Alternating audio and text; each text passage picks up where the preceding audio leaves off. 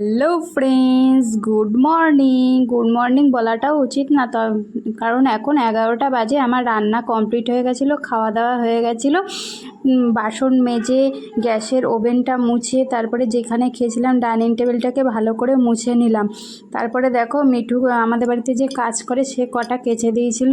আর এখন দেখো 4টে মতো বাজে বিকাল। ফ্রিজটা একটু পরিষ্কার করে নিয়ে তারপরে আমি জল ভরতে এলাম। জলগুলো ভরে নিয়ে তারপরে দেখো আবার বিছনাটা একটুখানি ঝেড়ে নিলাম।